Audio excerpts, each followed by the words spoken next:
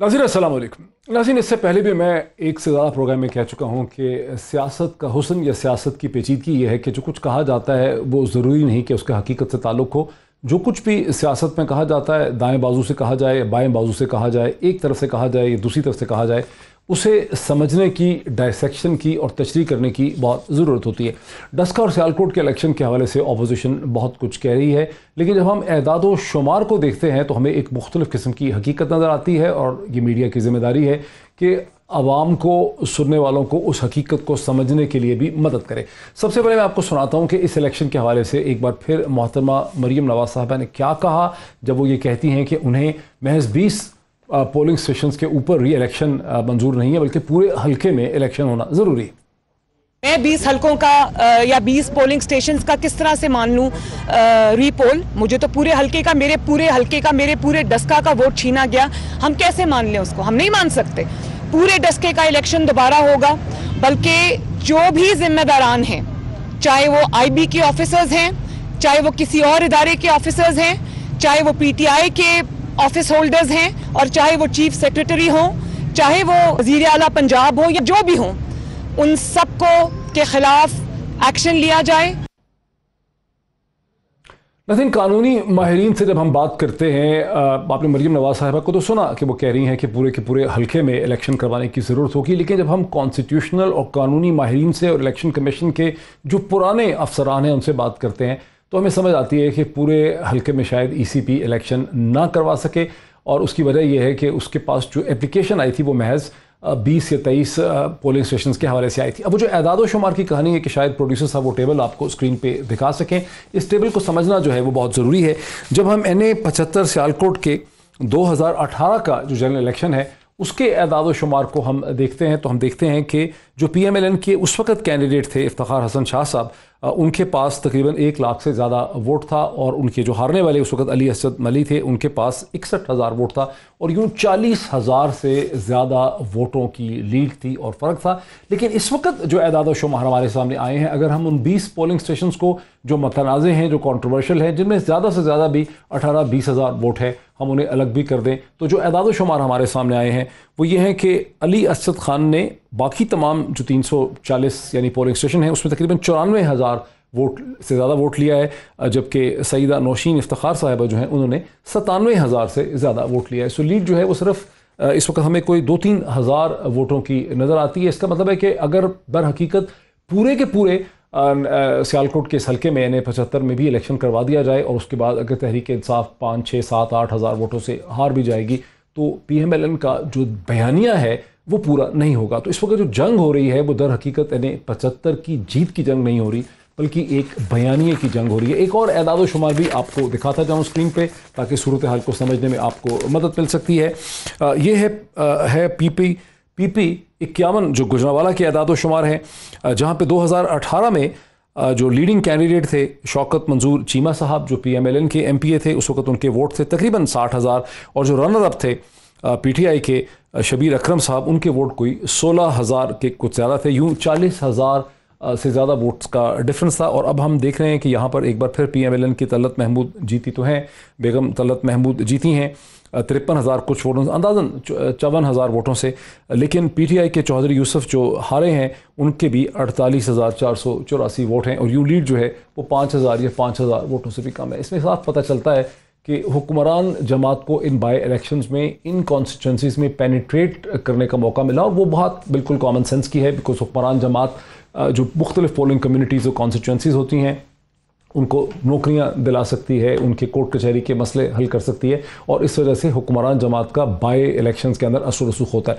मकसद कहने का ये है कि इस वक्त हम टेलीविज़न की और मीडिया की स्क्रीन और अखबारों में जो झगड़ा देख रहे हैं उसका ताल्लुक एक बयानिए से है, वो दर हकीकत बाय इलेक्शन से इतना ज़्यादा नहीं है। बहुत जल्दी मुझे शक है कि ये चीज़ घूम फिर के सेनेट के इलेक्शंस की तरफ आ जाएगी, और वही ज़्यादा हमारे लिए आज इस प्रोग्राम में वो चीज़ ज़्यादा हमारे लिए अहम होगी। और इस डिस्कशन में मुझे ज्वाइन कर सकेंगे आपकी जानी पहचानी शख्सियत federal minister for science and technology, जो इससे पहले पाकिस्तान के इंफॉर्मेशन मिनिस्टर रह चुके हैं, जनाब फवाद चौधरी साहब, very warm welcome to him. और पाकिस्तान पीपल्स पार्टी के सीनियर रहनुमा जनाब सेनेटर मौला बख्श चांडियो हमें ज्वाइन कर सकेंगे हैदराबाद से। आपको याद करवाऊँ कि ना सिर्फ फेडरल मिनिस्टर रह चुके हैं लॉ एंड पार्लियामेंट्री अफेयर्स के, बल्कि मौला बख्श चांडियो साहब जब 18वीं तरमीम पास हुई तो उस वक्त पाकिस्तान के फेडरल लॉ मिनिस्टर थे। और यूँ पाकिस्तान की तारीख में एक बहुत इंपॉर्टेंट जो पीस ऑफ लेजिस्लेशन है, कानून साजी है, उससे मौला बख्श चांडियो साहब का बड़ा गहरा जो है हमें ताल्लुक जो है वो नज़र आता है। So very warm welcome to both my guest once again. अगर मैं फवाद चौधरी साहब से शुरू कर सकूं, फवाद चौधरी साहब, आपकी इस वक्त क्या अंडरस्टैंडिंग है? जो मैंने एक अंडरस्टैंडिंग दी है शायद ECP पूरे हल्के में इलेक्शन ना करवाए, लेकिन अगर ये ज़ोर बढ़ता रहा ऑपोजिशन का, जैसे कि आप देख रहे हैं मोहतरमा मरीम नवाज साहिबा का एक बार फिर इसी चीज़ पे सवाल है, तो क्या आपकी पार्टी एग्री करेगी कि पूरे इलेक्शन पूरे के पूरे हल्के में इलेक्शन हो जाए? देखिए, पहली बात तो ये है मोहित के इस हफ्ते में 7 इलेक्शन जो हैं वो पाकिस्तान में हुए। उन 7 में से जो 6 इलेक्शंस हैं उनमें अपोजिशन को कामयाबी मिली है, और एक 7वां ये जो डस्का का इलेक्शन है इसमें PTI इलेक्शन जो है वो जीती है। अब आप अंदाज़ा लगाइए कि वो 6 इलेक्शंस जिनमें एक हल्का जो है इसके बिल्कुल साथ वाला हल्का है सूबाई असम्बली का, वहाँ से 4,000 कुछ वोटों से PMLN के कैंडिडेट जीते हैं। तो वो जो 6 हल्के हैं वहाँ तो कोई धांधली नहीं हुई है, वो इलेक्शन साफ और शफाफ है। और एक हल्का जिससे PTI जीती है उस हल्के में बहुत ज़्यादा धांधली हुई है, और उस हल्के के ऊपर ये ऐसे उछल रहे हैं सारे जिन्होंने कभी डस्का देखा भी नहीं है। जीती कैसे? अभी तक तो जीत मतनाज़े है। आप क्यों कहते हैं कि जीती है? अभी तक तो फवाद साहब रिजल्ट सामने नहीं आए, आप जीते का वर्ड क्यों यूज कर रहे हैं कि जीती है? सिर्फ ऑफिशियल नोटिफिकेशन नहीं ना हो रहा। वैसे जो इंतखाबी नतायज हैं उनमें तो तकरीबन 7,000 वोटों की बर्तरी से अली असजद मली जो हैं वो MNA बन चुके हैं, जो हमारे पोलिंग एजेंट्स का जो हिसाब है और जो उन्होंने हमसे शेयर किया है। अब उसके बाद इलेक्शन कमीशन में जो दरख्वास्त गई है वो गई है कि 20 पोलिंग स्टेशन ऐसे थे जिनमें जो पोलिंग प्रिजाइडिंग ऑफिसर हैं उन्होंने नतीजे जो हैं वो देर से जमा करवाए, और चूंकि उन्होंने कहा कि धुंध थी। अब कई एक मीडिया का सेगमेंट जो है, और स्पेशली जो एक नॉन लीग का जो एक है, वो इस तरह से इसको बताता है कि जिस तरह से पंजाब में तो धुंध पड़ती ही नहीं है। हालांकि देखिए, मुझे आपको जो लोग भी कभी जो है वो लाहौर का या पेशावर या हमारे सियालकोट का सफ़र करते हैं उनको एग्जैक्टली पता है कि इस वक्त इतनी ज़्यादा धुंध पड़ती है कि आपको बिल्कुल जो है चंद फुट से भी फासला नज़र नहीं आता, और इसीलिए रोज़ाना मोटरवे बंद करनी पड़ती है। रोज़ाना आपको सियालकोट लाहौर मोटरवे बंद करनी पड़ती है। अच्छा, अब ये जो प्रिजाइडिंग ऑफिसर्स हैं इन्होंने कहा कि हमने आपको नतीजे जो हैं वो तो व्हाट्सएप पे भिजवा दिए थे, लेकिन अब जो रिकॉर्ड है वो धुंध की वजह से लेट हुआ है, हम आ गए हैं। बट इस बहस में पड़े बगैर प्राइम मिनिस्टर साहब ने क्या ये सही है? क्या वो सिर्फ कह रहे हैं या वाकई ये बात की तस्दीक हो चुकी है? फवाद साहब, क्या जब वो कहते हैं कि हम, आपने पहले भी ये कहा है कि अपने प्रेस ब्रीफिंग के अंदर कि वो भिजवा चुके थे व्हाट्सएप के जरिए, क्या ये बात हकीकत है? क्या ECP का रिकॉर्ड ये शो करता है कि वो इसके नतायज जो है वो रात को भिजवा चुके थे व्हाट्सएप के जरिए? बिल्कुल, जो प्रिजाइडिंग जो रिटर्निंग ऑफिसर हैं उनको तो जो नतायज हैं वो तो व्हाट्सएप के ऊपर तो मौसूल हो चुके थे, लेकिन उन्होंने कहा कि जी ये जो नतायज हैं, ये जो टेस्टेड जिसको हम फॉर्म 29 कहते हैं, वो फॉर्म जो है वो भी अवेलेबल नहीं है, लिहाजा मैं काम कर सकता। और हकीकत ये है कि देखिए, अब ये बहस इसलिए नहीं रही कि चूंकि प्राइम मिनिस्टर साहब ने, इमरान खान ने ये कहा कि आप इस बहस में ही ना पड़िए। PMLN कह रही है 20 पोलिंग स्टेशन के ऊपर जो है वो गड़बड़ हुई है, वहां पे आप दोबारा इलेक्शन करवा लीजिए।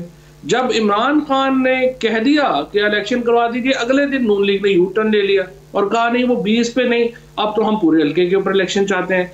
कानूनी तौर के ऊपर जो रूल 90 और 92 है उसके मुताबिक तो एक दफा जब इलेक्शन रिजल्ट कंसोलिडेट हो जाए, मिल जाए, the only way forward is कि इलेक्शन कमीशन उसको अनाउंस करेगा। लेकिन ये तो चूंकि इमरान खान है वो फेयर प्ले के ऊपर ज़्यादा यकीन रखते हैं, बात करते हैं, और उन्होंने खुद भी जाहिर है कि PTI की एक बहुत बड़ी स्ट्रगल रही है शफाफ इलेक्शंस की तरफ। अब 7 इलेक्शंस हुए, एक इलेक्शन PTI जीती, उसके ऊपर धांधली का रोला डाला।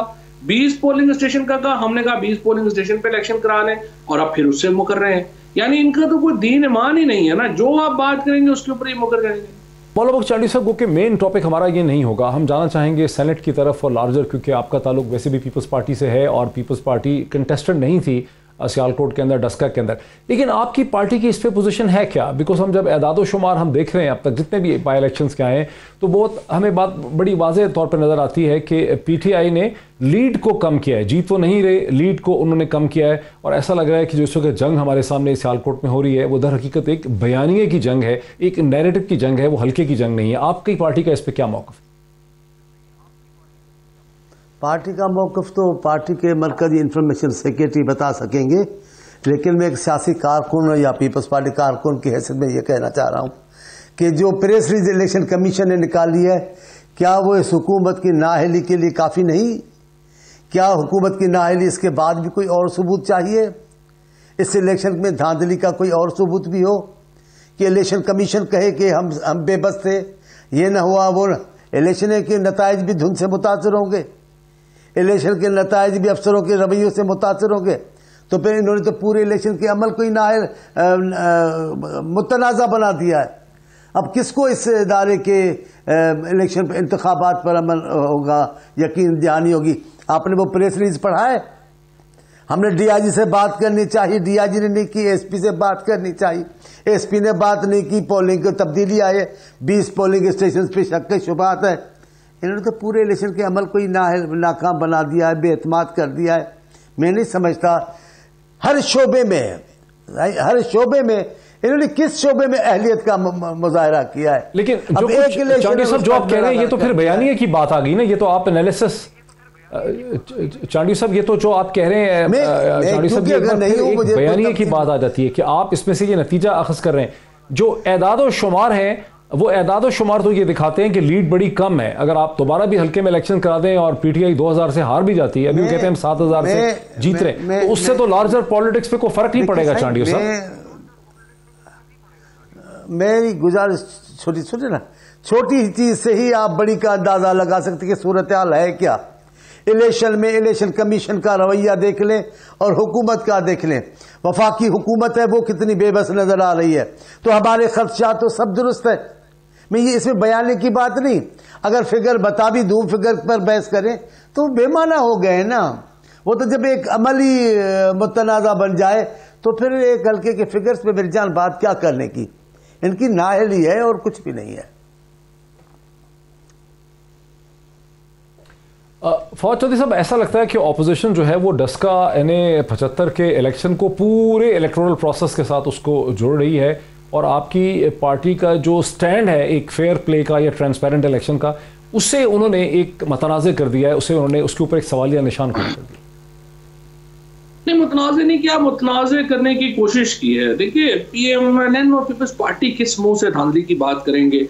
जिस किस्म के इलेक्शन सिंध में होते हैं या जिस किस्म के इलेक्शन जो हैं वो पीएमएलएन ने कराए हैं। पीएमएलएन तो खैर पाकिस्तान की वो वाहिद पार्टी है जो कि सुप्रीम कोर्ट ने जिसको डिक्लेयर किया हुआ है 1990 में कि उन्होंने बाकायदा एजेंसीज के साथ मिलकर के इलेक्शन ही पूरा चुरा लिया। और ये वाहिद पार्टी है पाकिस्तान की जिसको ये एजाज़ हासिल है कि सुप्रीम कोर्ट ने उसकी जो धांधली है उसके ऊपर जो है वर्डिक्ट दिया हुआ है।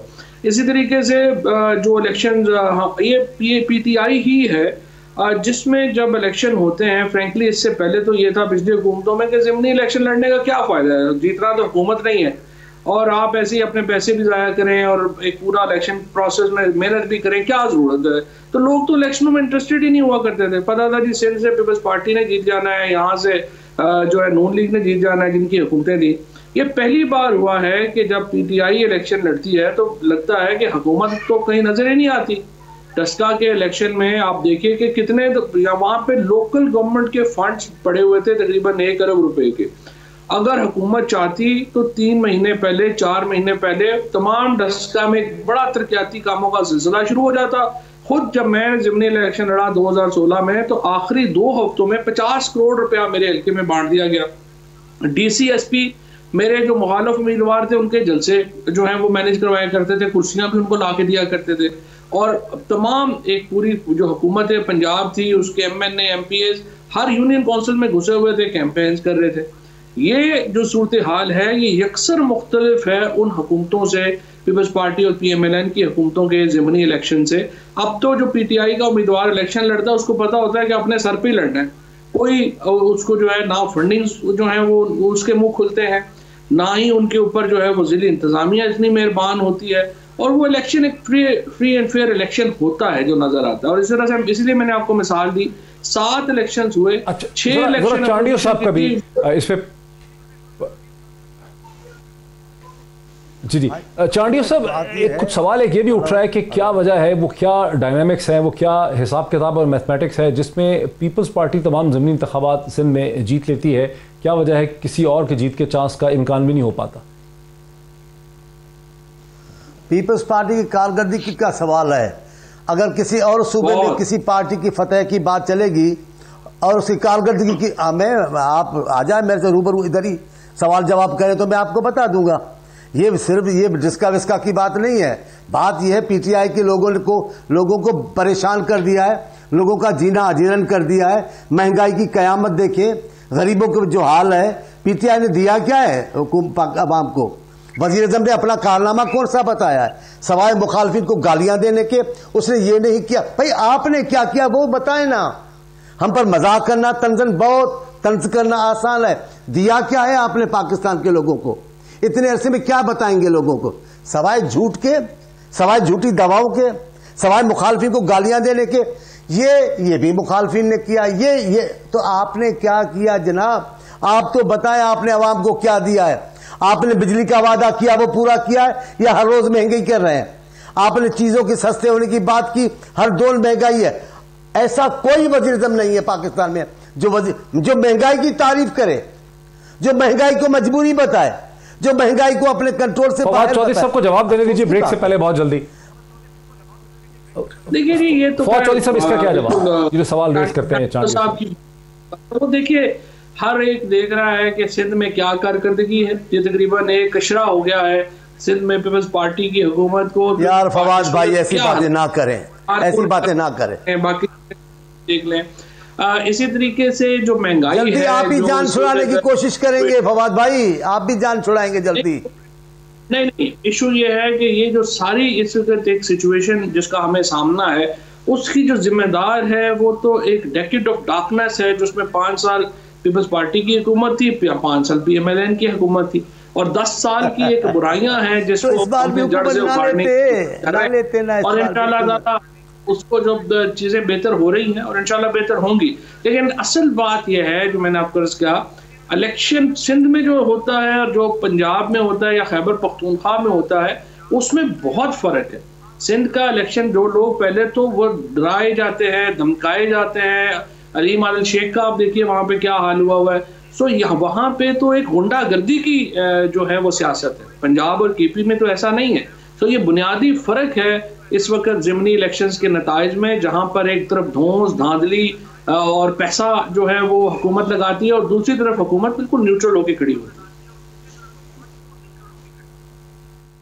बहुत शुक्रिया, मेरे साथ रहिए फवाद चौधरी साहब भी, मौला साहब भी। एक ब्रेक लेते हैं, लाइव प्रोग्राम है, ब्रेक लेते हैं, ब्रेक के बाद इस गुफ्तगू को आगे बढ़ाते हैं आफ्टर द ब्रेक।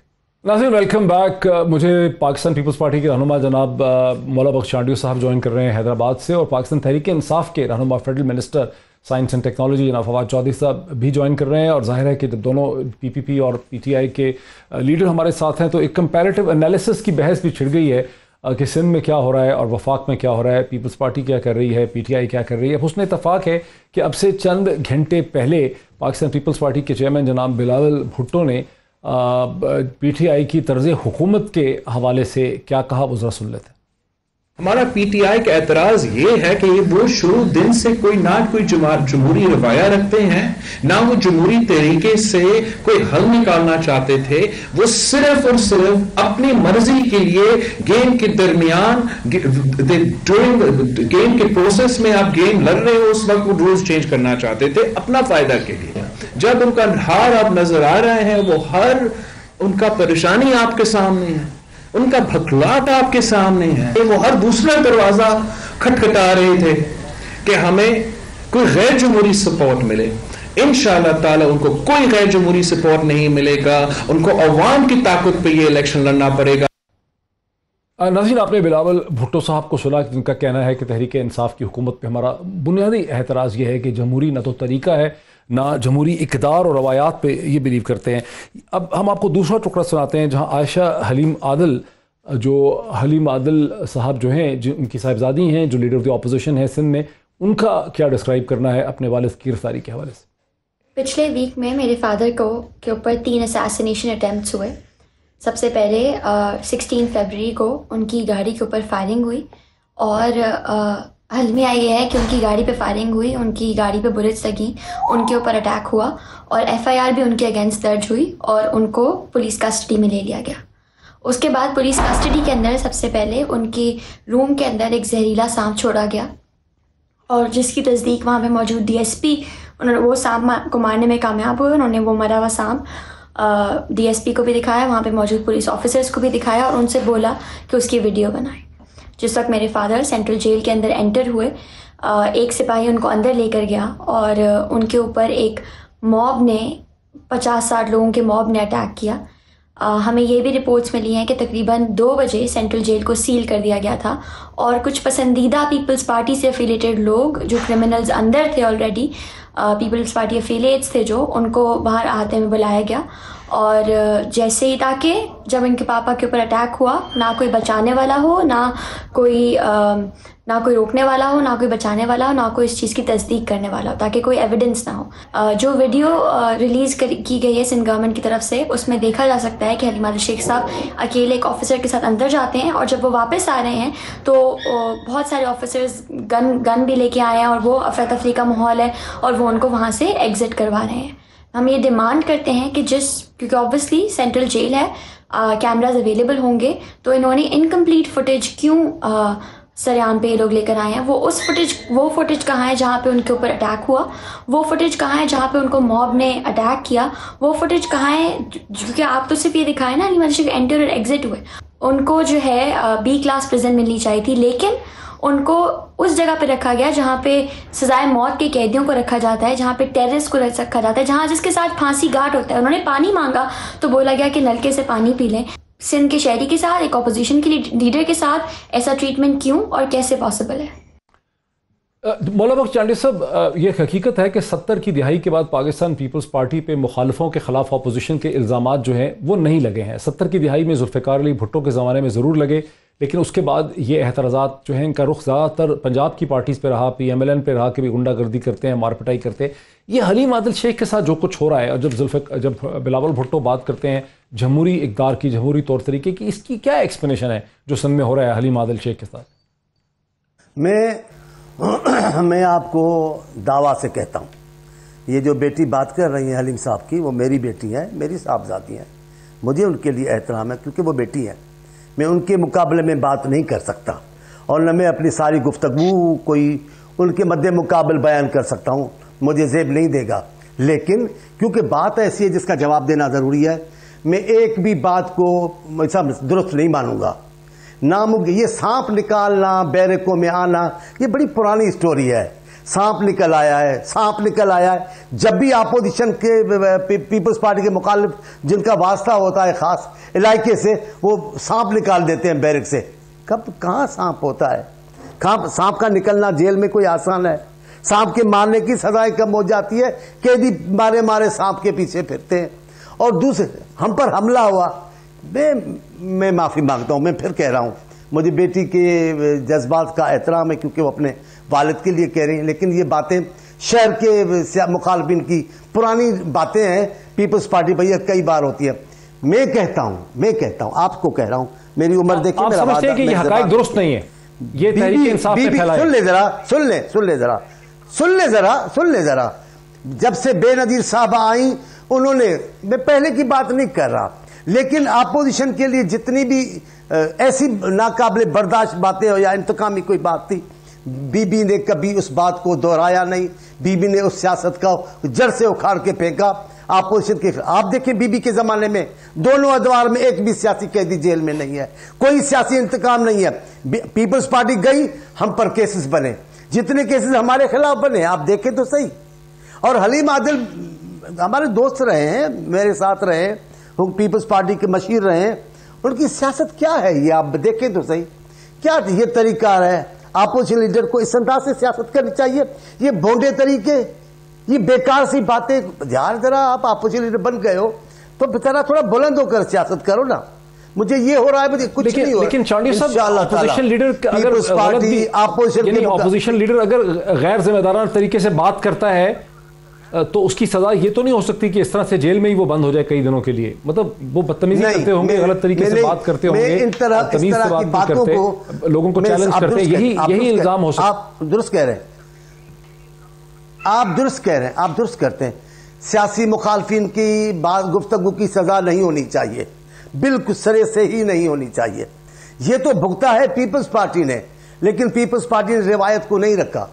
अपोजिशन को हक पहुंचता है वो जो चाहे बात करे। सिंध में भी जिस अंदाज से तहरीक इंसाफ ने सिंध में अपोजिशन का रवैया अपनाया हुआ है, ये सियासी नहीं है, ये सियासत के उसूलों के मुनाफी है, सियासत से गिरी हुई रास्ता है इनकी सियासत का, लेकिन फिर भी हक पहुंचता है उनको। फवाद चौधरी साहब को इसका जवाब देने दिला रहा हूं। जी जरूर जरूर। फवाद चौधरी साहब, ये बताना भी जरूरी है कि इस वक्त पाकिस्तान में वफाक के जो लीडर ऑफ द ऑपोजिशन है शहबाज शरीफ साहब, वो भी जेल में हैं। उनके साहिबजादे जो पंजाब में लीडर ऑफ द ऑपोजिशन है उनकी बेल हो गई है, लेकिन 2019 से वो भी जेल में थे। तो एक नया कल्चर भी डेवलप कर रहा है, लेकिन वहाँ तो चलें चार्जेस करप्शन के हैं। लेकिन अब जो हलीम आदिल शेख साहब के हवाले से मारपीट का, हमले का, अरसाम का किस्सा है, उस पर चांडियो साहब का मौक़िफ़ ये है कि तहरीक इंसाफ ने बातें फैलाई हैं, झूठी बातें हैं जो फैलाई हैं, दरहकीकत ऐसा नहीं है। उल्टा ये कह रहे हैं कि तहरीक इंसाफ जो है बदतमीजी की सियासत कर रही है, गुस्ताखी की सियासत कर रही है इस के अंदर।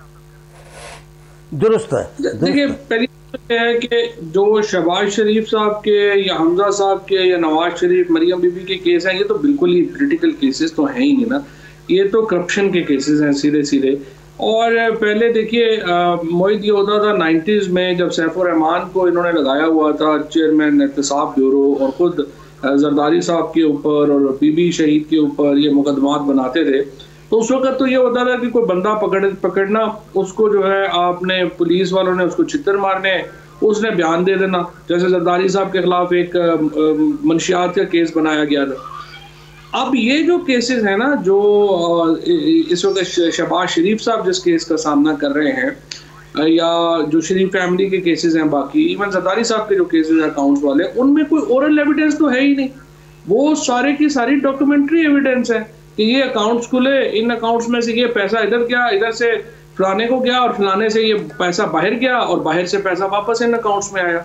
41 वॉल्यूम की एविडेंस है इसी अकाउंट्स की शहबाज शरीफ साहब के ऊपर। और मुझे उम्मीद है कि ये केसेस जो हैं वो जल्द कंक्लूड भी होंगे, क्योंकि लोग तो कन्विक्शन देखना चाहते हैं ना। ये नहीं होता कि पकड़ ले, और नैब को भी मैं हमेशा मैं बात ये करता हूँ कि नैब को अपना नेट इतना फैलाना ही नहीं चाहिए। दे शुड मेक श्योर कि जो केस कन्विक्शन वाला हो उसमें कन्विक्शन हो, और जो गलत है केस वो बनना ही नहीं चाहिए, किसी पे भी नहीं बनना चाहिए। अब देखें, सिंध का जो इशू है ना, दुरुस्त है, कोई शुबा ही नहीं। बेनज़ीर भुट्टो जो शहीद थी, उनके दौर में वो तो बड़े और तरह की खुले दिल की खातून थी, और सवाल ही पैदा नहीं होता कि वो इस तरह से किसी को गलत केस में फंसाएं। बिलावल साहब को भी जितना मैं जानता हूँ, मेरी ये यकीनन खुशफहमी होगी कि वो इस तरह के केसेस जो हैं जाली नहीं बनाएंगे। लेकिन देखिए, सिंध में हुकूमत है जरदारी साहब की, और सिंध में हुकूमत है एक उस मखसूस लोगों की जिनके बैकग्राउंड्स हैं, और उनके बैकग्राउंड्स में जो है वो इस तरह की बातें आम हैं। उस वक्त जो हमारे इस वक्त जो एक ग्रुप जो सिंध को कंट्रोल कर रहा है, और चांडियो साहब की मेरे तो खैर बहुत ही एहतराम है, मैं तो जब भी मिलता हूँ तो घुटनों को हाथ लगा के मिलता हूँ, और बहुत ही मेरा एक उनसे ताल्लुक है। लेकिन सच्ची बात यह है कि ये लोग तो डिसीजन मेकिंग में तो नहीं है, और जिस तरह से हर पार्टी के अंदर जो है वो डिसीजन मेकिंग में तो और ग्रुप हो जाते हैं, और पॉलिटिक्स या फ्रेम सामने और होते हैं। अब जो डिसीजन मेकिंग का ग्रुप है सिंध में, उसका सबको पता है, और उसका जो जिस किस्म की उसकी जो सिचुएशन है उसके बारे में ये कहना कि वो इस किस्म की कोई हरकत नहीं करेगा बड़ा मुश्किल है। सो वो एग्जैक्टली नो कि सिंध के अंदर जो इस वक्त की सिचुएशन है, वो सिचुएशन बिल्कुल उससे किसकी तरफ इशारा कर रहे हैं? मुराद अली शाह साहब की और जरदारी साहब की तरफ इशारा कर रहे हैं आप? देखिए एक ग्रुप है ना, पूरा इंटरनल एक ग्रुप है जो कि जरदारी साहब का एक ग्रुप है जो कि इस वक्त सिंध को जो है वो लीड कर रहा है, सिंध की डिसीजन मेकिंग को जो है वो लीड करता है। उस ग्रुप के अंदर जो है वो ज़्यादातर बेनज़ीर भुट्टो शहीद से ताल्लुक़ रखने वाले लोग तो शामिल नहीं है। ये तो एक और ग्रुप है, फॉर एग्जांपल जो अभी जिस तरह नुसार मुराई वगैरह जिनको सजाएं हुई हैं, उनका बेनज़ीर भुट्टो से तो कोई ताल्लुक नहीं था ना ही उनका पीपल्स पार्टी से कोई ताल्लुक था। मुझे एक ब्रेक लेने दीजिए, ब्रेक के बाद आते हैं तो इस इशू की तरफ देखते हैं कि चीफ जस्टिस ऑफ पाकिस्तान अपने कमेंट्स में ये कह चुके हैं, जहां प्रेसिडेंशियल रेफरेंस की समाअत हो रही है कि बहरहाल पार्लियामेंट के फैसले पार्लियामेंट नहीं करने हैं, और एक डायरेक्शन वहाँ पे है जहाँ हुकूमत एक मशवरा, एक एडवाइस लेने के लिए गई है सुप्रीम कोर्ट ऑफ पाकिस्तान में। मगर उसके बावजूद अपोजिशन के लीडरान के मसलसल तबसरे और कमेंट्स इस खदशे से आ रहे हैं कि कहीं सुप्रीम कोर्ट ऑफ पाकिस्तान कोई ऐसी एडवाइस, कोई ऐसा मशवरा ना दे दे जिससे सेनेट के इलेक्शन जो हैं वो एक ओपन तरीके से, एक शफाफ तरीके से या ट्रांसपेरेंट तरीके से हो सके, कहीं मिस्टीरियस, कहीं जो सीक्रेट बैलेट के तस्वर को कहीं सुप्रीम कोर्ट हिला ना दे। ये क्यों है, ये खौफ क्यों है, ये खदशा क्यों है, इस पर भी बात करते हैं एक ब्रेक के बाद। नाज़रीन वेलकम बैक। नाज़रीन, जैसा कि आप सब जानते हैं कि गुज़िश्ता कई दिनों से हुकूमत पाकिस्तान, प्राइम मिनिस्टर इमरान खान की एडवाइस पे प्रेसिडेंट ऑफ पाकिस्तान ने एक रेफरेंस दायर कर रखा है सुप्रीम कोर्ट ऑफ पाकिस्तान में सेनेट के इलेक्शन की शफाफियत के हवाले से, जहां मकसद ये है कि सुप्रीम कोर्ट ऑफ पाकिस्तान से एडवाइस ली जाए, मशवरा लिया जाए। और हुकूमत ने पहले से एक ऑर्डिनेंस भी निकाल रखा है कि अगर सुप्रीम कोर्ट ऑफ पाकिस्तान ने मशवरा उस डायरेक्शन में दिया जो कि हुकूमत मांग रही है कि कॉन्स्टिट्यूशन वर्सेस इलेक्शन एक्ट 2017, तो फिर ऑर्डिनेंस पे अमल दरामद हो सकता है। ये और बात है कि आज इस पे बहुत बहस हुई और अटॉर्नी जनरल पाकिस्तान ने बहुत जोर दिया सुप्रीम कोर्ट ऑफ पाकिस्तान पे कि सुप्रीम कोर्ट आज इसका फैसला कर दे, लेकिन सुप्रीम कोर्ट ने अपना फैसला अभी नहीं दिया है। सुप्रीम कोर्ट अपना फैसला कल देगी। ताहम चीफ जस्टिस ऑफ पाकिस्तान का एक कॉमेंट ज़रूर हमारे सामने आया है, वो ये है कि पार्लियामेंट के फैसले पार्लियामेंट में ही होंगे। मगर बावजूद इसके अपोजिशन के रहनुमाओं को बहुत खदशा है कि सुप्रीम कोर्ट अपनी एडवाइस, ओपिनियन या अपने कमेंट्स में कहीं कोई ऐसी चीज़ लिख न दे जिससे उनका मौक़िफ़ जो है वो कमज़ोर हो जाए। मरीम नवाज साहिबा ने इस हवाले से एक बार फिर सुप्रीम कोर्ट को वार्न किया। ये तरमीम करना सिर्फ अवाम के मुंतखब नुमाइंदों का हक है, वही ये तरमीम करेंगे। ये इख्तियार सुप्रीम कोर्ट के पास नहीं है। और मैं सुप्रीम कोर्ट को पहले भी ये रिक्वेस्ट कर चुकी हूँ कि ये एक सियासी मसला है, आप इसमें पार्टी ना बने। जैसा कि आपने सुना कि मोहतरमा मरीम नवाज साहिबा का जो लहजा है या जो उनके अल्फाज हैं, सो तो क्लियरली लग रहा है कि वो सुप्रीम कोर्ट ऑफ पाकिस्तान को वार्न कर रही हैं। पाकिस्तान के ex prime minister, Peoples Party के सीनियर रहनुमा जनाब यूसुफ रज़ा गिलानी साहब ने इस किस्म की ज़ुबान तो इख्तियार नहीं की, लेकिन उन्होंने भी अपने मौक़िफ़ का सख्त इज़हार किया। सारी ज़िंदगी हम असेंबलीज में रहे हैं, स्पीकर भी रहा हूँ, प्राइम मिनिस्टर भी रहा हूँ, और मैंने ये कभी नहीं सुना कि कॉन्स्टिट्यूशन में तब्दीली जो है वो आप किसी और के ज़रिए कराएं अदर देन द पार्लियामेंट। सिर्फ पार्लियामेंट ही सुप्रीम बॉडी है, पार्लियामेंट ही आइन में तब्दीली ला सकती है। आइन के मुताबिक हमें चलना चाहिए। गैर आइनी अक़दाम जो होगा वो जमहूरियत के लिए एक ख़तरा होगा। नाज़रीन, इन बातों को अगर हम सुने, इन सियासी बयानों को हम सुने, तो ऐसा लगता है कि जैसे सुप्रीम कोर्ट ऑफ पाकिस्तान कोई कॉन्स्टिट्यूशनल अमेंडमेंट करने वाली है, लेकिन हकीकत इसके बिल्कुल बरक्स है। सुप्रीम कोर्ट ऑफ पाकिस्तान के पास हुकूमत क्यों गई है, सुप्रीम कोर्ट क्या कर सकती है, इस हवाले से हमने कैमरा भेज के इरफान कादर साहब, जो कि पाकिस्तान के एक्स अटॉर्नी जनरल भी रहे हैं और लाहौर हाई कोर्ट के जज भी रहे हैं, उनसे हमने उनका मौक़िफ़ पूछा। उनका जवाब बहुत मुख्तसर सुन लेते हैं। सदर पाकिस्तान ने जो उनसे एडवाइस सीखी है वो एडवाइस सुप्रीम कोर्ट देगा। ये डिसीजन नहीं होगा बल्कि ये एडवाइजरी जुरिस्डिक्शन में है, लिहाजा कुछ लोग समझ रहे हैं कि ये कोई फ़ैसला आने वाला है जिसके के सब पाबंद होंगे, तो हरगिज़ कोई भी इसका पाबंद उस तरह से नहीं है। हुकूमत वक्त भी उसकी पाबंद नहीं होगी। ये एक एडवाइजरी जुरिस्डिक्शन है सुप्रीम कोर्ट की, जिसमें कि रहते हुए सुप्रीम कोर्ट को अपना मुमकिना जो व्यूज़ हैं वो देने पड़ेंगे।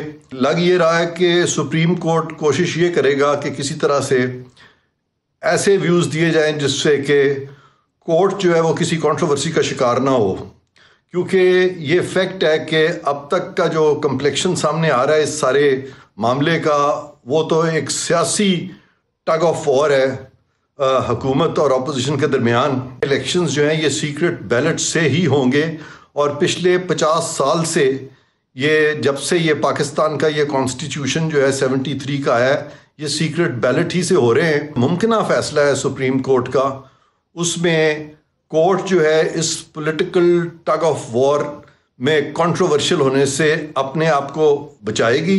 आर्टिकल 226 जो है वो बड़ा क्लियर है और सुप्रीम कोर्ट अपने जो व्यूज़ देने जा रहा है, जो एडवाइस देने जा रहा है हुकूमत वक्त को, वो बिल्कुल ऐसी एडवाइस मेरा नहीं ख्याल कि वो देगा जो कि इर्रेशनल हो या जो कि आइन से मुतसादम हो। मौलाना बख्श चांडी साहब, आप खुद मिनिस्टर रह चुके हैं लॉ एंड पार्लियामेंट्री अफेयर्स के। आप अच्छी तरह से जानते हैं कि हुकूमत एक एडवाइस लेने के लिए गई है, हुकूमत वहाँ मशवरा लेने के लिए गई है, हुकूमत कोई कॉन्स्टिट्यूशनल अमेंडमेंट करवाने के लिए नहीं गई है। लेकिन पीपल्स पार्टी और PMLN के रहनुमाओं के अंदर जो इतना खौफ और इतना रद्दअमल पाया जाता है और इतना सुप्रीम कोर्ट को जो वार्न किया जा रहा है, क्या वजह है इसकी? कैसे हम इसको समझें? कोई पीपल्स पार्टी खौफ में नहीं है, कोई पीपल्स पार्टी ने वार्न नहीं किया। यूसुफ गिलानी साहब ने बड़ी शाइस्ता जुमलों में बात की है, कोई गलत बात नहीं की। ये बात कहना कोई जुर्म नहीं है कि ये पार्लियामेंट का फैसला पार्लियामेंट करती है, आइन का फैसला। जी क्या बोला आपने? मैंने नहीं सुना। मरियम नवाज साहिबा की जुबान में तो एक थ्रेट का एलिमेंट था। मरियम नवाज मेरी पार्टी की नहीं है, लेकिन मरियम नवाज ने भी अपने आगाज में सुने कोई वार्निंग नहीं कहा। उन्होंने कहा मैं रिक्वेस्ट करती हूँ, मैं गुजारिश करती हूँ। ये कोई जुर्म नहीं है। अपने मुल्क के शहरी अपने मुल्क के इदारों से बात करें तो ये गुनाह नहीं है। अगर उनको बताएं कि आपके किसी फैसले से हमारे साथ ज्यादती हो सकती है, हम आपसे गुजारिश कर रहे हैं, तो मेरे ख्याल में कोई गैर आईनी, कोई गैर अखलाकी या कोई जबर की बात नहीं होती। लेकिन बहरहाल मैं अपनी पार्टी के मौक़िफ़ से बंधा हूँ। यूसुफ गिलानी साहब ने ऐसी कोई बात नहीं की जिसपे उनको ये कहे कि वो उन्होंने कोई वार्न किया है या अदलिया की कोई तौहीन की है। यूसुफ गिलानी साहब के लिए तो नामुमकिन है। जिस अंदाज का उनके खिलाफ फैसला आया, कैसे उन्होंने माना। पीपल्स पार्टी के खिलाफ कितने फैसले आए हैं, पीपल्स पार्टी ने बड़े एहतराम के साथ वो तस्लीम किए हैं। ये पीपल्स पार्टी का तुर्रा इम्तियाज हरगिज़ नहीं है, हमारा ये रास्ता नहीं है। हम आइन के मुताबिक कहते हैं। आज अगर मेरी क़यादत कह रही है कि जनाब ये फैसला सियासी है, जी मैंने कहा जरा फवाद चौधरी साहब को स्पैन दीजिए। फवाद चौधरी साहब, आपने सुना मौलाना बख्श चांडी साहब को। अब आपकी हुकूमत ने, तहरीक इंसाफ ने एफर्ट तो बहुत की, आप सुप्रीम कोर्ट के पास रेफरेंस लेने के लिए भी गए, आपने एक बिल भी लाया पार्लियामेंट के सामने, आपने एक ऑर्डिनेंस भी इंट्रोड्यूस कर रखा है। धड़का आपको क्या लगा हुआ है जो यूसुफ रजा गिलानी साहब को खड़ा कर दिया गया है डॉक्टर हफीज शेख साहब के मुकाबले में? अगर सुप्रीम कोर्ट से आपको रिलीफ नहीं मिलती तो फिर खतरा आपके लिए है क्या? देखिए कि धड़का तो ये 2015 से प्राइम मिनिस्टर साहब इसके ऊपर जो है, बल्कि 2013 से इमरान खान का ये धड़का है कि सेनेट के इलेक्शन जो है ये एक बिलियनर क्लब बन गया है। सेनेट के इलेक्शन के बाद हर वक्त ये लगा होता है कि अगर आपके पास करोड़ों रुपए नहीं है तो आप इलेक्शन ही नहीं लड़ सकते।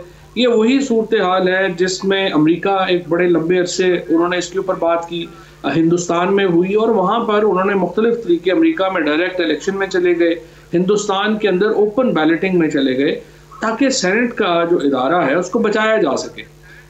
हमारा जो मकसद है वो ये है कि सेनेट के इदारे से ये जो प्लॉट है कि यहाँ पे लोग पैसे दे के सेनेटर बनते हैं, ये ख़त्म हो। अनफॉर्चुनेटली पीपल्स पार्टी और PMLN ने उस वक्त में अपने मौक़िफ़ से बिल्कुल यू टर्न ले लिया, जबकि ये मौका पाकिस्तान में आया था कि हम एक इंतखाबी इस्लाहात की तरफ बढ़ सकें और सेनेट के इलेक्शन जो हैं वो साफ और शफाफ हो सकें। 2006 में जो चार्टर ऑफ डेमोक्रेसी साइन हुआ उसका क्लॉज 24, इसके बाद 2015 में जो नवाज शरीफ साहब कानून लेके आए वो एग्जैक्टली वही कानून है जो अब एक ऑर्डिनेंस की सूरत में इस हुकूमत ने लागू किया। हमारा वक्त आज ख़त्म हो गया। आज इतना ही। सियासी बहस में हमेशा सुनने वाले को खुद ही फैसला करना पड़ता है, हर बंदे को खुद ही अंदाज़ा लगाना पड़ता है कि वो क्या समझ रहे हैं सियासी बहस से। फैसला आपका। आज इतना ही। फिर आपसे मुलाकात होती है। बहुत शुक्रिया।